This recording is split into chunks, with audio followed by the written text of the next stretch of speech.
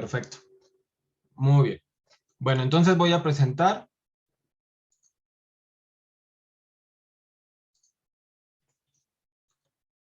Y empezamos. Un segundo.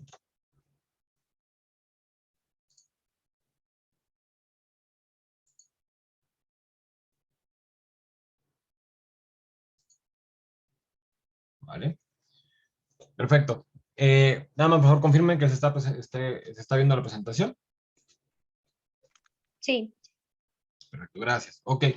Bien, pues vamos a tratar de retomar un poquito acerca de la definición de cábala. Por ahí alguien, cuando estaba yo mandándole mensajes en el grupo, todavía hubo alguien que me dijo, es que sí estuvo padre lo que vi, ¿no? Estuvo muy interesante, pero realmente no entiendo qué es cábala, ¿no? Entonces voy a tratar de alguna forma como retomar un poquito la definición. Esto de alguna parte lo tomé por ahí de algunas partes, porque para mí ha sido muy difícil darme a entender sobre las dimensiones de la cábala, lo que puede abarcar la cábala. Porque para mí ha sido un descubrimiento muy grande en el que incluso lo llego a asociar con ciencia, lo llego a asociar con nutrición, con física, con física cuántica, ¿no? Con varias cosas que es muy curioso porque es complejo entender que de un conocimiento pueda empezar a desatarse la inquietud por descubrir más allá del potencial humano, más allá del universo, más allá de lo que vemos, ¿no? Y eso es a mí lo que me hacía un poquito difícil como tratar de explicar, ¿no? Pero voy a leer aquí lo que encontraba, ¿no? La Cábala es un conocimiento espiritual muy antiguo que contiene las llaves para abrir los secretos del universo, al igual que las llaves de los misterios del alma y el corazón humano. Las enseñanzas cabalísticas explican la complejidad del universo material y de un universo intangible, al igual que la naturaleza física y metafísica de toda la humanidad, y revela formas de eliminar el caos, el dolor y el sufrimiento. Según la Kabbalah, todo ser humano nace con el potencial de grandeza y esta disciplina es la forma de activar dicho potencial, lo cual es aplicable tanto en la vida diaria como en los negocios. No solo negocios, vida familiar, vida en pareja, matrimonio, hijos, demás cosas, ¿no? Vamos a ir descubriendo un poquito sobre todo esto. Después otra parte me gustó mucho que dice, se trata de un sistema cerrado que pretende entender lo absoluto a partir de la Torah, libro judío de enseñanzas y de la ley que corresponde a los 5 primeros libros de la Biblia cristiana, o el Antiguo Testamento, como se llegara a conocer, ¿no? Tiene una parte de carácter esotérico y misterioso, porque para desentrañar sus enseñanzas reales, y no solo aparentes, en esta disciplina juega un papel primordial el sentido oculto asociado a ciertos términos, así como el de las letras que los componen, tomadas como símbolos o como números. Las letras hebreas, como lo hemos visto en algunas oraciones, como el Anabejoac, o más adelante se podrá ver en alguna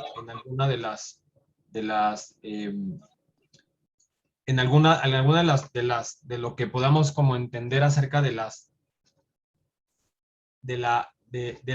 oraciones en hebreo, los textos hebreos, vamos a entender que mucho del lenguaje, mucho de la cábala, del lenguaje hebreo arameo, ¿no? Tiene un gran poder y tiene una revelación. Los cabalistas dicen que el lenguaje hebreo, las letras hebreas resuenan en el alma y no solo en el entendimiento humano. Algunos de ustedes van a pasar quizá o van a vivir cuestiones como experiencias quizá muy placenteras o bonitas, o quizá algunas de pronto, algunas sacudidas. Y lo más bonito de la cábala es que es una práctica o es una, llamémosla disciplina, una forma de vida que te lo va mostrando no por la parte teórica solamente, no solo por conocer, leer o estudiar demás, sino que van a ser cuestiones de la Kabbalah o el conocimiento místico de la cultura y de las tradiciones judías, de la Torá y de otras tantas cosas, van a manifestarse en la vida. Eso es lo más bonito que yo puedo ver. Me preguntaba alguien cuando se hizo la invitación al curso, me decía, oye, ¿y en esto yo voy a tener que hacer ejercicios? Es decir, me tengo que levantar de la mesa o de la silla y me tengo que poner en alguna posición y tengo que hacer no sé qué. Bueno, hay meditaciones cabalísticas que sí, en un momento a lo mejor se harán ahí algunas meditaciones y hay una posición determinada y demás, pero en realidad no tiene que ver con una meditación en el piso, sentado, acostado, ¿no? O alguna posición ahí rara, ¿no? Más bien, la cábala es vivencial. Y sí, sí tienes que hacer cosas porque todo el tiempo estás haciendo cosas, estás viviendo. Entonces la cábala por ahí se tiene que manifestar en cada uno de nosotros. Eso es lo más interesante de la cábala, ¿no? Voy a seguir con la presentación. La cábala, a nivel libros, o el libro más importante de la cábala, de donde parte, ¿no? Es la Torá, ¿no? Y más adelante hablaré de otro libro muy importante, que es el Zohar. Pero la Torá y la cábala plantea que la Torá tiene 4 niveles de entendimiento o de interpretación, llamado Pardés. Pardés corresponde a las siguientes palabras, ¿no? Pashet, Remes, Midrash y Sod, ¿no? Eh, el primero de ellos, ¿no? Peshat, es la interpretación simple o literal. ¿Qué quiere decir esto? Peshat lo que corresponde es como cuando abrimos la Torá o el Antiguo Testamento o la Biblia, ¿no? Y entonces empezamos a leer acerca de toda la travesía, ¿no? Que sucede con el pueblo judío, como cuando llega Abraham, ¿no? Isaac, Jacob, las esposas, las guerras, eh, todo ir y venir de un lugar al otro, la salida de Egipto, los niños que tenían que sacrificarse o se buscaba sacrificar y entonces tenía que arrojar al río. Y entonces pareciera que es todo un libro bélico y es un libro como con tantas cuestiones como tan trágicas, que hay un momento en donde si lo leemos literal, nos llega a generar un pesar, ¿no? Muy complejo de entenderlo, ¿no? Pero al final de cuentas, entenderlo o conocer todo el libro de la Torah ayuda mucho porque sí se tiene una creencia de que lo que se vivió en la Torah, que Abraham, Moshe, Noah o Noé, ¿no? Isaac, Jacob, todos ellos se considera que son seres que vivieron, que literal lo que se narra se vivió, pero también hay otras interpretaciones en donde se habla acerca de que lo que está escrito en la Torá es la vida del alma y la evolución del alma. Es decir, nuestra alma en un momento dado podrá ser como un Abraham, en un momento dado podrá ser como un Isaac, como un Jacob, un Joseph. Pero y es interesante de pronto decir, bueno, yo cómo voy a mí qué me corresponde. Si yo soy mujer, ¿qué me corresponde? ¿Cómo interpretaría que Abraham sería, mi alma tendría un proceso de Abraham, ¿no?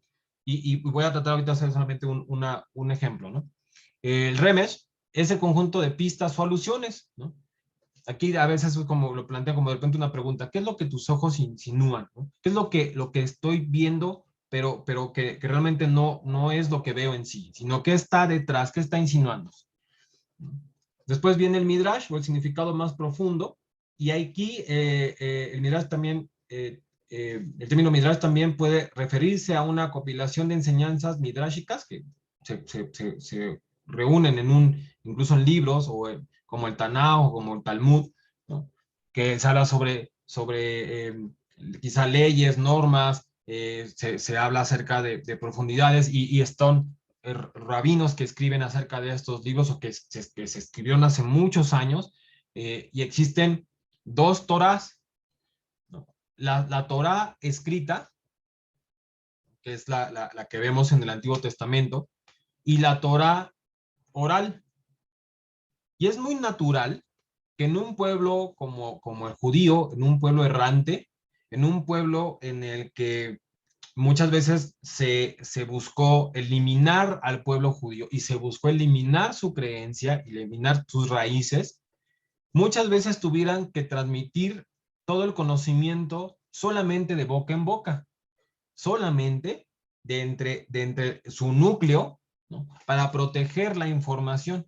Y eso es algo que digo, se lo tengo que comentar en este momento. La religión judía, hasta hace muy poco, en realidad era una religión extremadamente cerrada.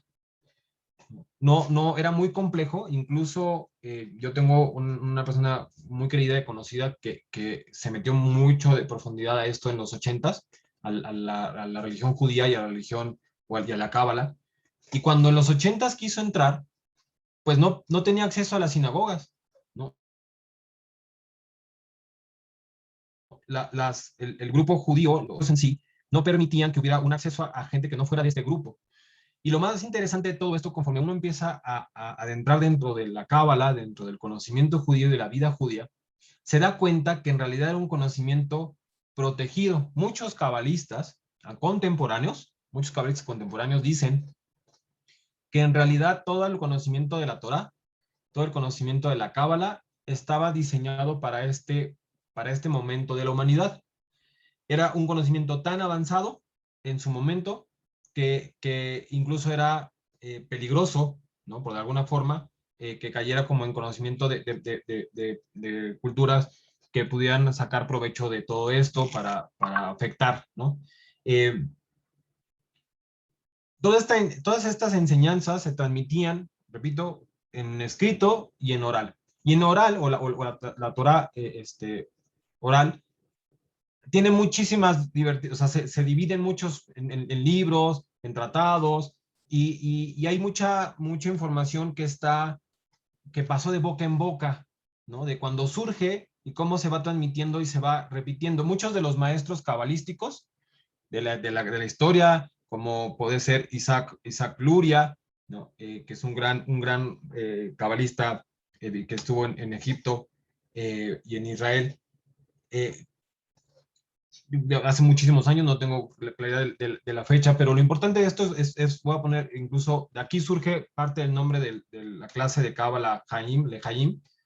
Eh, hay un cabalista también, pero en ese momento era alumno de Isaac Luria, que se llama Jaime Vital, que como muchos judíos, entraban a escuelas de aprendizaje, a escuelas de profundidad, y tenían que generar ciertos méritos para poder tomar clases con ciertos maestros de Cábala.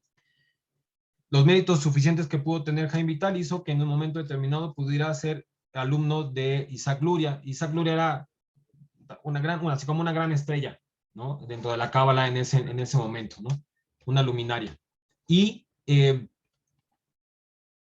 cuando Isaac Luria hacía todas sus clases, todo el conocimiento, lo transmitía, llamémoslo de alguna forma, como ahorita que ustedes están escuchando, yo estoy hablando de alguna forma, estoy diciendo conocimientos, ¿no? Termina la clase y y ahí nos vemos, ¿no? Y mucho sucedía así con los maestros de Cábala, con los maestros, con los rabinos, ¿no? Con los que transmitían los conocimientos de la Torá y las profundidades de la Torá. Pero Jaime Vital empezó a escribir las enseñanzas de Isaac Luria.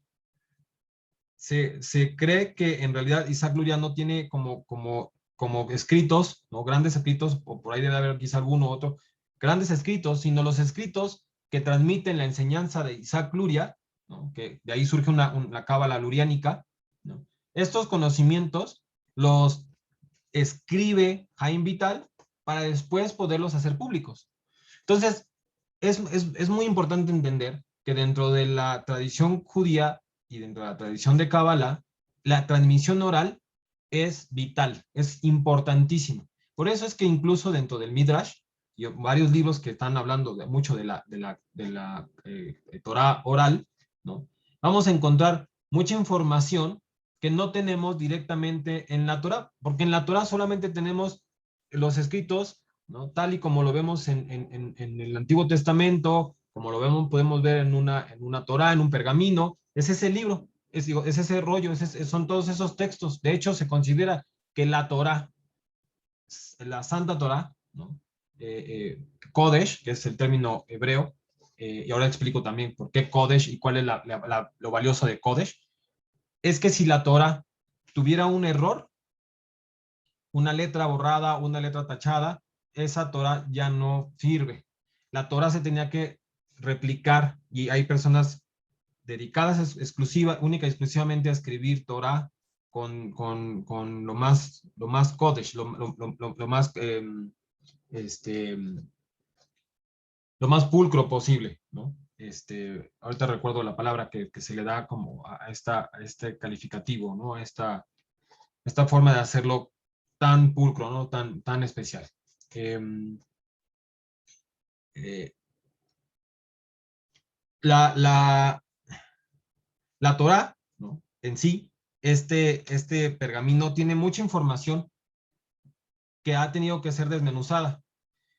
Para ello, ¿no? Hay otra forma de estudiar, ¿no? A profundidad, que es Sod, es el último punto de estos 4 niveles de interpretación. Sod es el significado secreto, oculto o místico, ¿no? De la Torah. Pero en el Sod tenemos otros libros también muy importantes, y el libro más importante de la Cábala es el Zohar. El Zohar es un libro que se le da atribución a Rabbi Shimon Bar Yochai, igual un rabino, que en su momento había sido perseguido y se tuvo que ocultar no sé cuántos años en una cueva con sus alumnos, ¿no?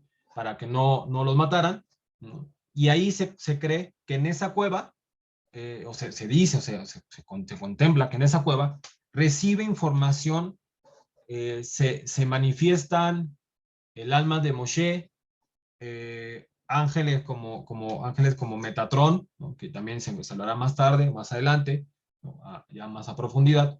Eh, y también el profeta Elías, Eliyahu, y se cree, o se plasma en este libro una conversación que se da entre Rabbi Shimon Bar Yochai, los alumnos, y el alma de Moshe, Elías, y es decir, es como que en esa cueva se presentaron seres iluminados para revelar información, y esta revelar la información era que se hablaba acerca de la Torah y de cada uno de los parashot. Parashot o parashá es una porción de la Torah que se lee cada semana.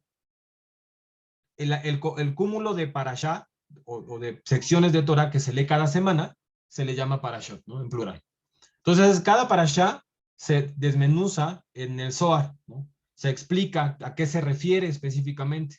Hay una parashá, no recuerdo el nombre de la parashá, es muy peculiar porque habla acerca de y llegará a los soldados y violará a la mujer o podrá violar a la mujer que haya encontrado y no sé. Y entonces cuando uno lee eso, dice, qué barbaridad, qué estoy leyendo, en qué lugar me estoy metiendo, cómo estoy permitiendo que mi alma o que mi ser lea un texto que habla acerca de que se le permite este soldado viole a la mujer, ¿no? Que la tome, ¿no? Pues que la tome, la haga suya, es muy interesante esa parashá y va tomando detalles muy precisos acerca de ese acto, de lo que sucede en ese momento con el soldado y la mujer. Sin embargo, el Zohar revela y clarifica todo y le da sentido profundo a eso que vemos por encima. Y ahí en esa parashá, no entraré mucho a profundidad, pero solamente dar un ejemplo. Esa parashá dice que en lo que se refiere en realidad es al alma y el sufrimiento del alma, ¿no? En ese contexto en el que se habla de la parashá, ¿no? No se refiere literal a un soldado tomando a la mujer. Ya en esta clase hablaremos incluso de lo que corresponde a masculino y femenino y cómo de pronto en la Torah cuando hablemos de algo que tiene que ver con masculino o un hombre o cuando hablemos de femenino o una mujer, si lo leemos literal está bien, pero también nos podría generar confusión. Si nos introducimos más a profundidad acerca del secreto, podemos entender que de pronto cuando se refiere a la mujer, se refiere al alma o se refiere al pueblo judío, o en este caso a nosotros como receptores de energía, ¿no? La imagen lo trato de ejemplificar así, lo más profundo de ello, ¿no? Se le llama Cueva de las Golondrinas, ¿no? Eh, eh, es así, es enorme. Y aquí este rapel está mostrando muy claro, ¿no? Cómo la idea de estudiar la Torá a través de la Kabbalah, a través de la mística, ¿no? Es entrar a la profundidad, ¿no? Cada cosa que se está haciendo, incluso en esta clase, si el rezo de Lana Bejoa o algún rezo que se haga en un momento determinado, es entrar a las profundidades del conocimiento universal, ¿no? Continúo con la siguiente, ¿no? Y bueno, ¿cómo inició todo? ¿No? La Cábala plantea y es muy curioso porque en mis clases voy a tratar de darles un poquito de información que encuentro que tiene, pareciera como un paralelismo o algo más que paralelo, más bien es como, qué curioso que de pronto dentro de la Torá o dentro del conocimiento cabalístico de los tzadik o los grandes maestros de Cábala, los luminarios, estos seres, estas personas iluminadas, se haya adelantado el entender o encontrar algunas cosas que después la ciencia lo trata de explicar, ¿no? Por un lado, tenemos que dentro del misticismo judío se habla del Tzimtzum, ¿no? El Tzimtzum es como la explicación que se da del origen de todo. Eh, no sé si se alcanza a ver, bueno, voy a tratar de aquí con el mouse, ¿no? Eh, Se habla de que el universo, ¿no? Por llamarlo así, antes del universo que conocemos, estaba ocupado por todo. Aquí sí voy a tratar más bien de ver si puedo poner no recuerdo si podía poner una tabla en blanco. A ver, un segundo aquí, para tratar de ejemplificar.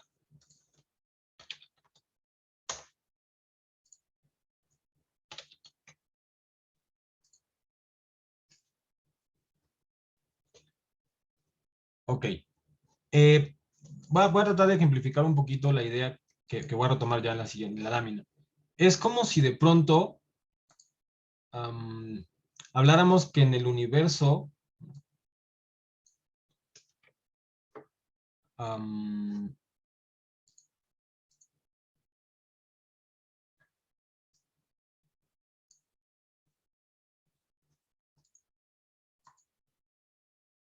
segundito.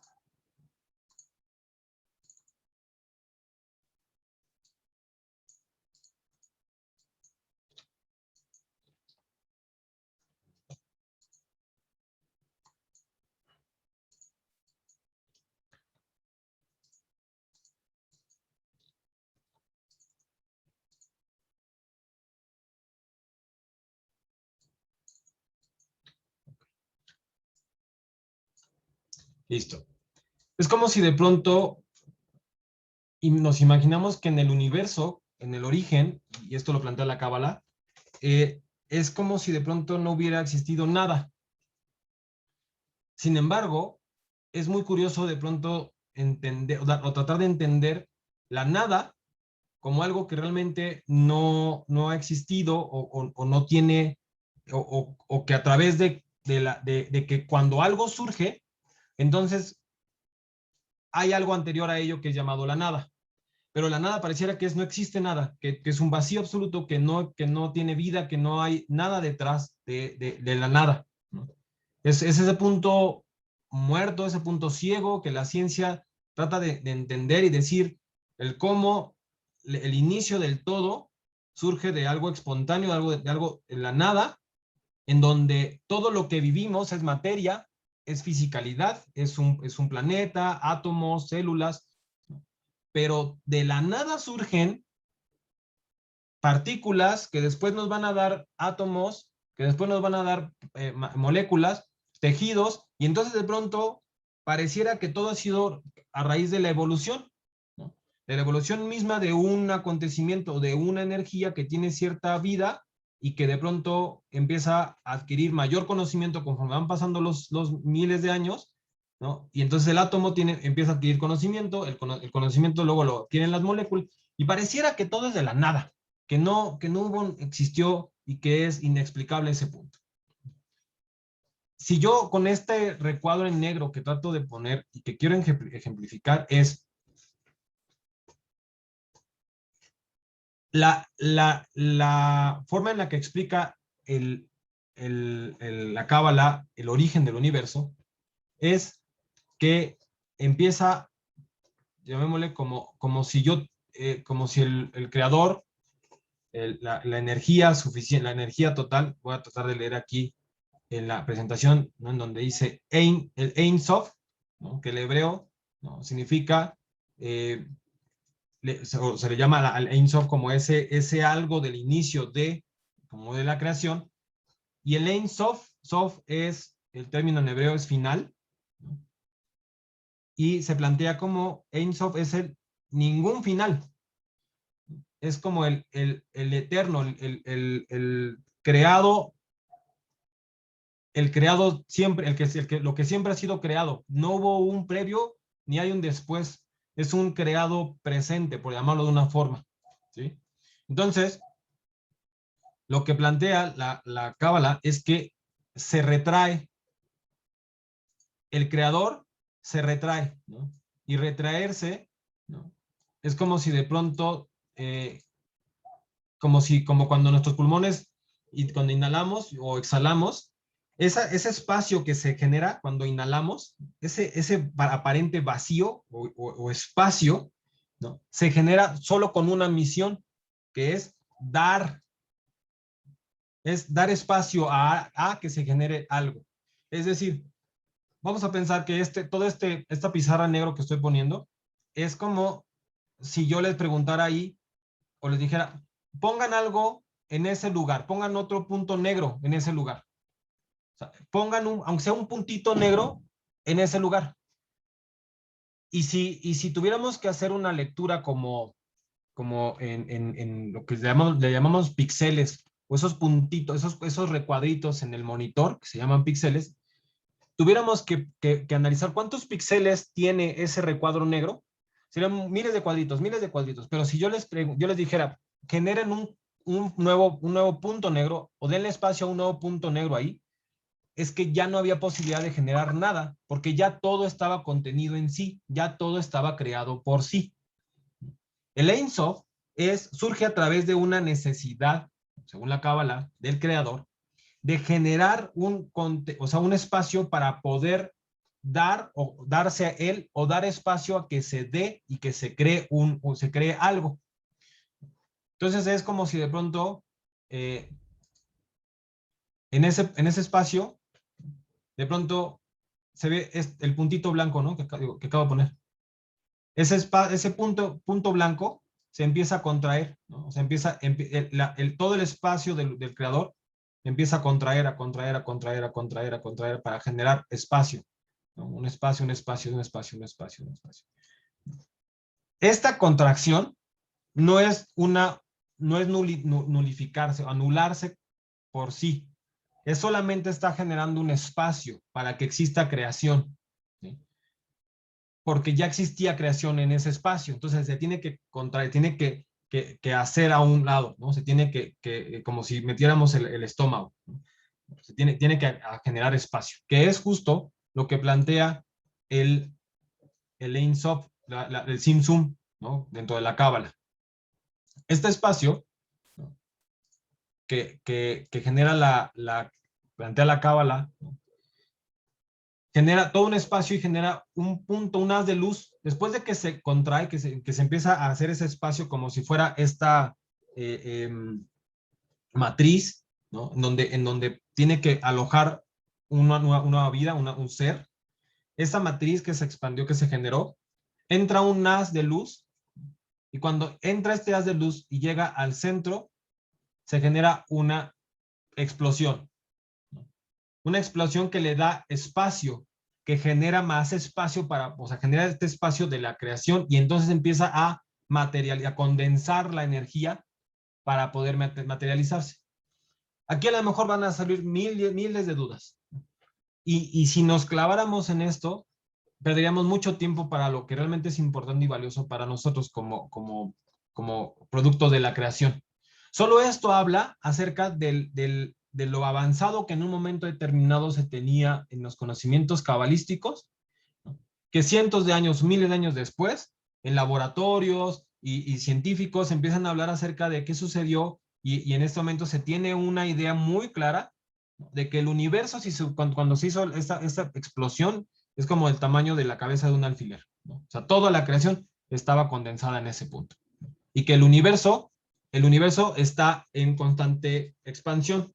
Hay teorías científicas al respecto de que posiblemente nos toque, o a lo mejor ya nos toque a nosotros, el resultado de estas teorías científicas, es que se cree que el universo en realidad tiene un fin, ¿no? O sea, está contenido en un lugar determinado. Ya veremos qué sucede, qué es lo que la ciencia termina de decir, ¿no? Pero es importante que mencionemos esta parte porque de aquí viene como ya mucho de lo que me interesa que se conozca acerca de la Kabbalah y la aplicada a la vida, ¿no? En esto voy a tocar un punto, me adelanto un poquito, pero quiero tocar otra parte de física cuántica. No quiero hacerlos muchas bolas, pero quiero compartirles algo que para mí es como es sorprendente. Hay un estudio o un ensayo, un experimento llamado doble rendija, en el que se coloca como si fuera una pistola que va a arrojar una partícula y esa partícula la va a mandar por dos túneles que van a salir por dos rendijas, por dos cajitas, ¿no? Y después se van a proyectar a una pantalla. Cuando se proyectan a esa pantalla, ¿no? Repito, salen por dos rendijas. El estudio arrojó en la primera parte, aquí, ¿no? Arrojó que cuando la partícula pasaba, eh, cuando la partícula pasaba por esta doble rendija, ¿no? Se proyectaba aleatoriamente, pero generaba un mismo patrón, ¿no? Esto era muy curioso porque era bajo la idea de que se tenía, o sea, o sea, tenían medidores, ¿no? Sobre las partículas que pasaban por esa doble rendija. Lo curioso, ¿no? Y hay un punto en donde se plantea que también esta forma de presentarse, más adelante se presenta una especie de onda, ¿no? Es decir, se presenta una especie de onda que pasa por la rendija y entonces genera otra serie de ondas, y estas ondas que pasan por este otro lado también empiezan a chocar y empiezan a tener un choque de ondas. Pero lo curioso que vieron en el laboratorio, bueno, en el experimento, fue que al no poner un elemento que midiera por dónde pasaba la partícula aleatoriamente para medirlo, ¿no? La partícula se comportaba de una forma diferente. Y entonces, en vez de generar un patrón natural que parecería que era, si tengo dos rendijas, van a generarse dos marcas solamente, se generaban una diversidad de marcas en esa pantalla en la que se estaba proyectando. Todo esto es científico, ¿no? O sea, todo esto tiene una base científica, ¿no? Pero lo sorprendente para mí, y lo maravilloso de la Cábala, y ir entendiendo un poco más a profundidad acerca del creador, ¿no? De Hashem o de Kadosh, como se le llama, ¿no? El Kadosh Baruj Hu, el creador o creadora, ¿no? También lo mencionaré y lo tocaré en su momento, es que todo lo que de pronto no podemos entender, que pareciera que las cosas inanimadas son solamente eso, como una silla, como una mesa, como la ropa, ¿no? Como los alimentos, como el agua, ¿no? Cosas inanimadas, pareciera, o la piedra, las piedras, o la tierra, ¿no? Muchas veces he dicho como la madre tierra, ¿no? Pareciera que no tienen vida, pero hay argumentos muy sólidos, o se plantea de que la tierra es un órgano vivo, que tiene capacidad de regenerarse, capacidad de, de- de- de equilibrar su temperatura y demás, ¿no? Entonces significaría que lo que creemos que no tiene vida, tiene vida por sí. Y estas partículas subatómicas, chiquititas, ¿no? Pareciera que tienen cierta inteligencia. El resultado de esto, ¿no? Plantea que cuando las partículas son observadas, cambian el resultado del experimento. Entonces significa que en realidad las partículas tienen, llamémosle como inteligencia. Entonces, si no entendemos que la mayor creación, o sea, el inicio de todo surge a través de una inteligencia suprema que le otorga a todo lo creado la misma inteligencia, entonces vamos a seguir viviendo en un plano en el que, en este caso, como algunos cabalistas mencionan que es como un videojuego, ¿no? Como contemporáneos, estos cabalistas contemporáneos dicen que es como de pronto meterte a un videojuego, ¿no? Y ser tú el que estás ahí en ese videojuego y no tener control sobre tu vida, ¿no? Sobre los acontecimientos que pasan a tu alrededor, o no darte cuenta que eres partícipe de lo que se genera en el mundo, ¿no? Se cree, a raíz de la Cábala, que el mundo en el que vivimos es creado única y absolutamente para el hombre y el desarrollo del hombre o de la humanidad por sí, ¿no? Entonces, la idea de una vida solo y únicamente a través de la evolución, y que entonces los seres que están debajo del hombre o los seres que están a nuestro, pareciera a la par, o los animales por sí, corresponden solo única y exclusivamente a un ser creado que surge del mar, que entonces del mar tiene que buscar frutos o alimentos, y entonces tiene que buscar un árbol, y entonces lo hace más, que el cuello más largo, o que se extienda, o que tenga garras para subir. Entonces pareciera que todo eso está vinculado a una necesidad solo de alimentarse o de reproducirse. Pero pero no se incluye dentro de esta teoría de la evolución que entonces ya existe una inteligencia suprema o superior que ya le genera a los seres creados, a los minerales, a las partículas, les genera un código o le genera información que ya tiene, que por sí ya que al momento de ser creado ya tienen una codificación para cumplir algo en este plano, ¿no? O sea, los minerales, las piedras que vibran de cierta forma, el agua, todo tiene una codificación, ya está codificado para funcionar dentro del sistema, ¿no? Continúo aquí. Y bueno, dentro de esta parte es súper valioso como de pronto aclarar, y voy a tratar de enfatizar un poquito por ahí acerca de lo que es lo masculino y lo femenino. Pareciera que lo masculino y lo femenino, única y exclusivamente, y parecerá, ahorita lo diré por qué hago esta acotación, pareciera que solamente corresponde a una mujer masculina, digo, a hombre masculino y a mujer femenino, ¿no? Entonces, actualmente no tenemos toda esta situación de equidad, y entonces tenemos hablar acerca del equilibrio y de la igualdad entre la mujer y entre el hombre, ¿no? Y este caos que socialmente estamos teniendo desde hace décadas y demás, ¿no? No corresponde única y exclusivamente a hablar de lo masculino y lo femenino en ese sentido, ¿no?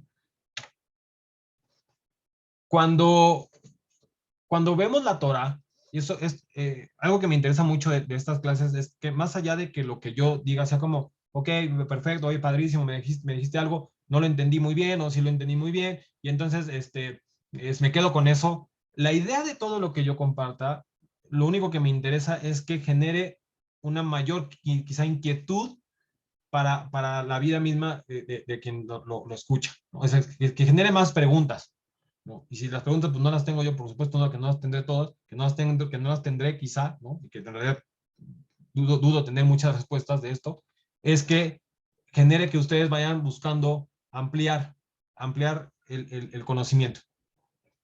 En la lectura de la Torah, muchas veces vamos a escuchar términos que si bueno, que dentro de la Torah se habla, perdón, acerca de los profetas. Y si los profetas, que son aquellos que ven, ¿no? Más allá, que ven como en el futuro, o que pueden ver un poquito más de lo que los ojos normales alcanzamos a ver, ¿no? O se les revela información que normalmente una persona aparentemente normal no podría ver, va a ser muy sencillo entender que cuando se refieren a algunos términos, es como si hoy, ahorita en la actualidad, le decimos a alguien, oye, pásame un cable, ¿no? Un cable de computadora, y pásame la entrada macho-hembra, ¿no? O porque sería muy difícil decir, pásame el cable de entrada o de salida. Entonces, el término macho-hembra o el término masculino-femenino no necesariamente está vinculado solo a a la parte sexual, ¿no? Tiene que ver con otros términos, ¿no? Más allá de solamente esto, ¿no? Y tiene que ver con el dar y el recibir. La fuerza masculina da y la fuerza femenina recibe.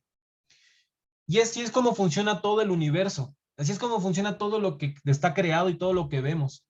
Y es tan sencillo como para entenderlo de la siguiente forma con nuestras clases de química, ¿no? En la escuela, que de pronto decíamos, ok, tenemos un átomo que tiene un núcleo, ¿no? Protones, neutrones, electrones, y partículas mucho más pequeñas y demás, no me meteré como en este rollo, pero resulta que las moléculas son, ¿no? La unión de átomos. Y entonces de pronto tenemos una molécula de agua, ¿no? H2O, ¿no? En donde de pronto vamos viendo que tenemos partículas, ¿no? O los elementos de la tabla periódica, llamémoslo así, ¿no? Entonces tenemos dos una de hidrógeno y dos de oxígeno, ¿no? Para poder crear agua. Y es decir, lo que sucede cuando se empiezan a unir átomos es que empiezan a compartir, ¿no? Un átomo tiene que ceder uno de sus neutrones, de sus protones, de sus electrones, no sé, así como exactitud, como todos estos términos, ¿no? Pero tiene que ceder a otro átomo para entonces empezar a generar una cadena. Si no cede, si no da, ¿no? Y que de pronto hay moléculas, partículas que quedan sueltas, lo que en el cuerpo a veces se considera como un radical libre, por ejemplo, ¿no? Es que no tiene uno de estos elementos de los electrones o de los protones, no lo tiene y entonces tiene que buscar de otro lado y quitárselo a otra partícula para entonces como complementarse, ¿no? Pero cuando nuestros elementos de lo más básico que es el átomo, entendemos que todo se forma, todo lo que vemos, todo lo que tocamos, se logra a través de compartir, de dar a otro elemento para poder generar una cadena.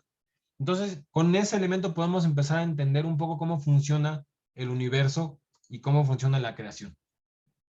Dentro de la Cábala, esta parte también dentro de la creación del universo, está otro término llamado la vasija, la luz y la vasija, o el Kli, que es la vasija, y el Or, que es la luz en hebreo, ¿no? En esta parte se establece que el creador es la luz, ¿no? Y nosotros, ¿no? O la creación, o sea, el creador es luz y la creación es vasija. ¿Ok? Si entendemos esta dualidad o este baile entre el que crea y recibe y que se va manifestando, ¿no? Está la luz en la primera etapa con un deseo de otorgar, después hay una etapa del deseo de recibir, nuevamente hay un otro como de regreso, un deseo de otorgar o de dar, ¿no? Y así sucesivamente para poder bajar la energía a este plano. La Cábala nos habla de un elemento muy importante que es la clipá. La clipá es como lo pongo aquí en la imagen, es como si el alma fuera un faro, ¿no? Una lámpara, una esfera de luz. Y esa luz entendamos lo siguiente, la luz y la vasija están creados de la misma esencia.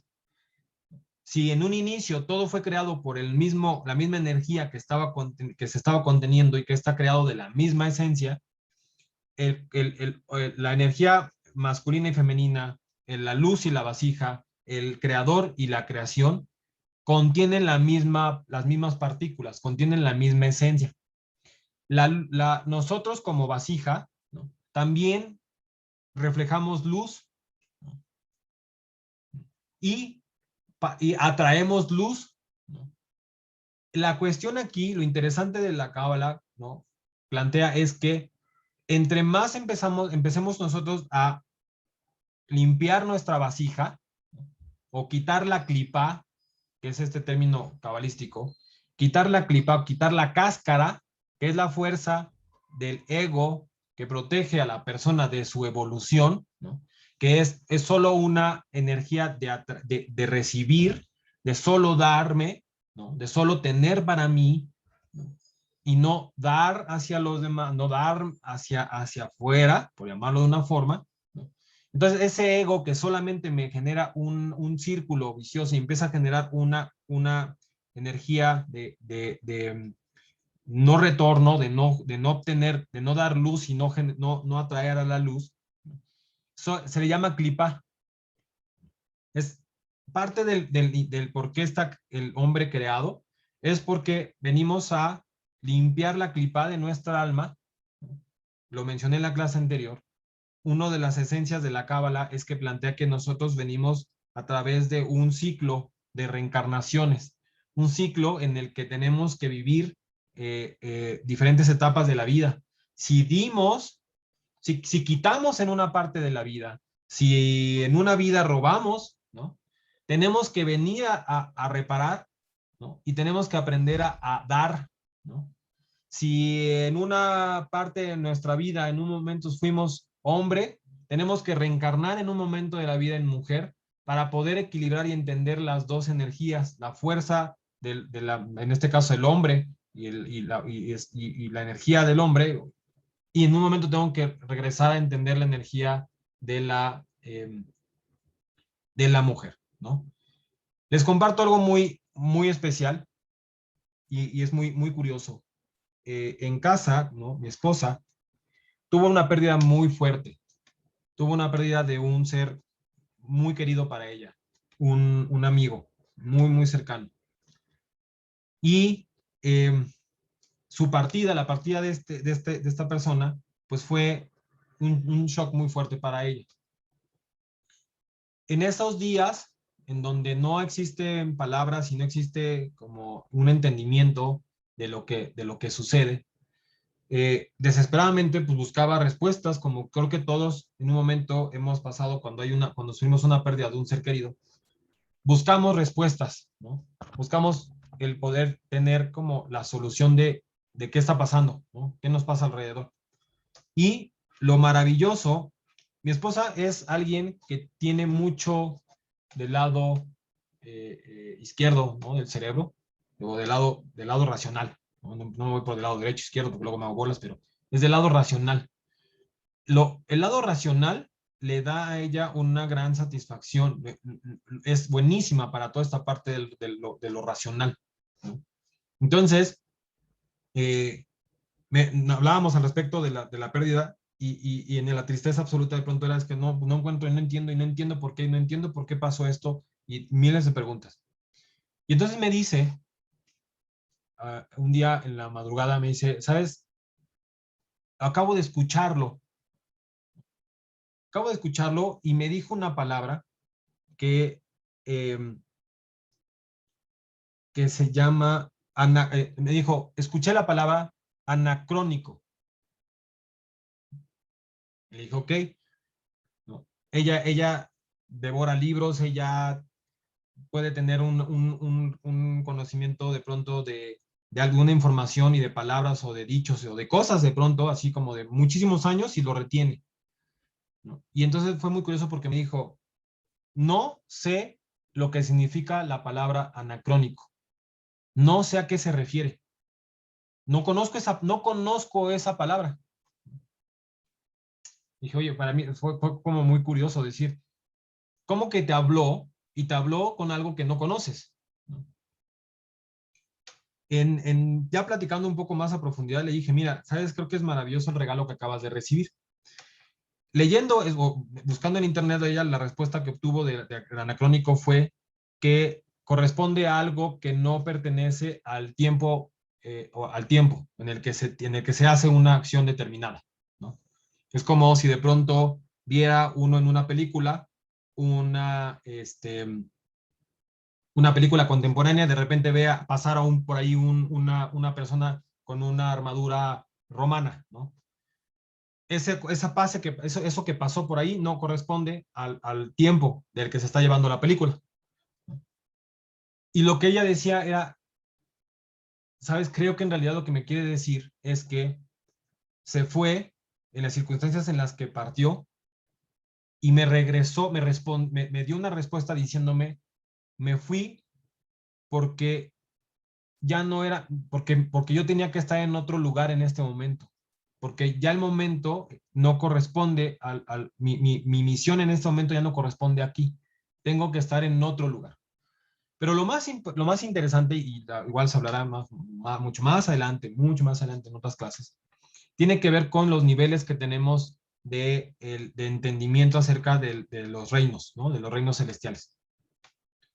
Y le digo que fue un gran regalo porque es como si le hubieran envuelto el secreto del mensaje que le había dado este amigo que partió, se lo hubiera envuelto como regalo en una cáscara que no conocía, para que no fuera deformado, para que ella no interpretara algo y dijera, claro, escuché su voz y me dijo tal cosa, y entonces generara en ella una duda profunda en donde fuera, pero no, quizá esa palabra la estoy inventando, porque la decíamos tan seguido que la estoy inventando, o estoy diciéndome palabras que creo que son él hablándome por algo eh, que no encuentro respuesta y entonces le estoy dando sentido con mis propias palabras en mi mente, ¿no? Pensando que es él el que me está hablando.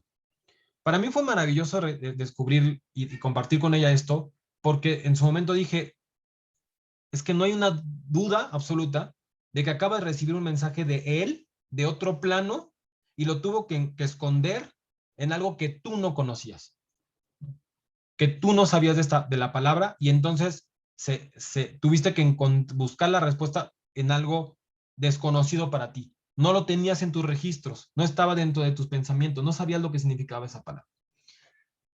Con eso mezclaré un poquito aquí. Lo que quiero decir es que existen realidades que no vemos, ¿no? Pero que están. Existen planos y existen niveles del alma que hablaremos más adelante, ¿no? Y la idea con ello y que en estas etapas, al inicio del curso que vamos a ver, es que quizás son conocimientos un poquito confusos que dices, bueno, ¿y eso como para qué lo llevo a mi vida? ¿Qué relación tiene la vasija? ¿Qué relación tiene la luz? ¿Qué relación tiene el Sin Zoom o la forma en la que se presentó el origen del universo con mi propia vida, ¿no? Y, eh, bueno, voy a dejar de compartir pantalla. Y en realidad es muy importante tomar estos primeros todos esos términos iniciales por una sencilla razón. Entender que estamos no por casualidad, entender que cada partícula, que incluso cada pensamiento vibra, que hay una relación entre dar, recibir, masculino, femenino, entre espacio o vacío, entre comillas, por llamarlo de una forma, o un vacío inteligente, un vacío dentro de nuestras acciones, nos puede dar herramientas suficientes como para poder determinar qué hacer con, ejemplo, con nuestras finanzas, con nuestros proyectos de vida, con nuestras relaciones, ¿no? Con el amor a una pareja, el amor a uno mismo, ¿no? Y cómo podemos estar jugando o ejercitando esta cuestión de dar, recibir, de voltear la polaridad y entonces para poder recibir tengo que dar, ¿no? Para poder atraer luz tengo que limpiar el lugar para que entre la mayor luz posible. Entre más entre luz a mi vasija, ¿no? Más se va a expandir. Al expandirse me puede generar sacudidas, me puede generar que duela el proceso, y cuando digo doler es, si de pronto tengo que expandir mi vasija para amar, la única forma en la que se va a expandir la vasija para amar es romper la clipa de aquello que impide amar. Y si impedir amar es el ego, si el impedir amar es el tener esa absoluta creencia de que todo el tiempo, yo sé la verdad, yo soy el que lo sabe, yo no puedo tener otra idea que no sea la mía, yo no puedo escuchar a mis hijos, no puedo escuchar a mi pareja, no puedo escuchar a mis padres, no. El cerrarme, ¿no? No va a hacer que, no va a permitir que entre la luz, ¿no? La luz circundante, la luz que va a dar luz. Entonces, cuando queremos nosotros hacer que la vasija, nuestra vasija, se empiece a iluminar, empiece a recibir para proyectar más luz, tiene que fragmentarse aquello que me impide generar luz, ¿no? Como dije hace rato, puede ser el ego, puede ser el orgullo, puede ser la creencia al yo no merezco, la creencia al yo no lo valgo, la creencia inculcada por padres, por parejas o exparejas, ¿no? Y si entendemos que todo el universo está creado para poder tener estas dualidades y que nosotros somos un receptor de la energía del creador, es que tenemos la capacidad de recibir todo, todo lo que soñamos en la vida. Todo. Venimos a construir, ¿no? Para que el universo genere a través de nosotros, ¿no? Materialice a través de nosotros, ¿no? Realidades, ¿no? En esta dualidad, el bien y el mal, que más adelante se hablará, ¿no? No tienen esta idea del cielo y el infierno, ¿no? Y solo tocaré este último punto para cerrar la clase. Si en un inicio estamos hablando que todo surge a través de una sola energía que hace una acción y que desprende esa acción para generar toda la demás energía, como una energía, si la traducimos a una emoción o a una cualidad, ¿no? que se contiene y que se genera y que da, ¿no? Llamémosle ahora un Dios, ¿no? Ese Dios que de donde surge y que se genera toda la energía, la vibración que conocemos, y voy a tocar un punto nuevamente sobre lo de los átomos, es si los átomos y esta energía que no alcanzamos a distinguir establece que todo ser, todo cuerpo físico que vemos y que tocamos no es realmente físico, sino es la densidad de la vibración de los átomos, ¿no? que están vibrando rápidamente y entre más vibran, entre más está, más sólido parece, más sólido sentimos que es, ¿no? La vibración sea menos densa, ¿no? Entonces es como el agua, ¿no? Es como el aire, ¿no? Que empiezan a tener vibraciones un poco menos densas, ¿no? Pero si todo es vibración y no es nada físico, todo pertenece a a una sola energía creadora. Y si todo pertenece a una sola energía creadora, no podemos separarla con una energía que corresponde a una dualidad, que sería esta idea que en otra religión, que en algunas religiones se considera, ¿no? Que es que hay un maligno, ¿no? Hay una energía mala, la energía de maldad, ¿no? Con cuernos y con cosas que se le dan como cierta atribuciones, ¿no? Que quiere destruir, ¿no? A la otra energía, a la energía buena, con barba blanca, con túnica blanca, con alas blancas.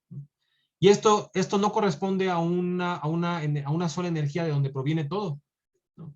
Es, es ahí es donde entra el tener una creencia dual, ¿no? Una creencia de no un solo creador, sino una creencia que es más como una cuestión como superhéroes, ¿no? Del bien y el mal y luchando entre uno y el otro, y quiere acabar uno a la humanidad y se lo quiere llevar y lo quiere condenar con el fuego eterno que se condene, y cosas que son incluso malas interpretaciones dentro de la misma Torah. La Torah habla de términos como Hasatán, ¿no? Hay un purgatorio dentro de la cultura, dentro del judaísmo, pero que no corresponde a este purgatorio que conocemos dentro de otras religiones, ¿no? Entonces, cierro con esto, somos contenedores y creadores, y somos contenedores para recibir toda la energía del creador, ¿no? Y somos co-creadores para poder dar al prójimo, dar al otro, dar al ser que está frente a nosotros, ¿no? A la creación, a los objetos materiales, a los objetos a los inanimados, ¿no? Desde nosotros dar una verajá o una bendición a los alimentos o dar una bendición a algo físico, ¿no? Que vamos a ocupar como una casa, ¿no? O una vivienda, ¿no? Dar una bendición es que estamos vibrando o estamos generándole una energía positiva a eso que aparentemente no vibra, ¿vale? Entonces, esta es la segunda clase, espero que les haya ampliado conocimiento, quizá les generan muchas más dudas, ¿no? Y bueno, me quedo para aclarar dudas, preguntas, ¿no? Un segundo, solo prendo la luz de la habitación para que pueda verse con mayor claridad, porque ya no veo bien.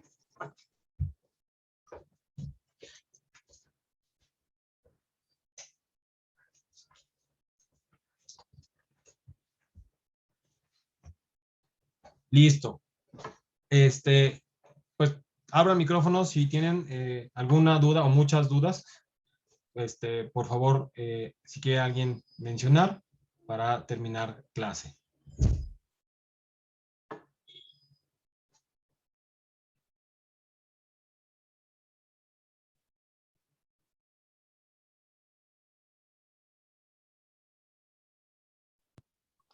Bueno, pues yo quiero primero que nada decirte gracias.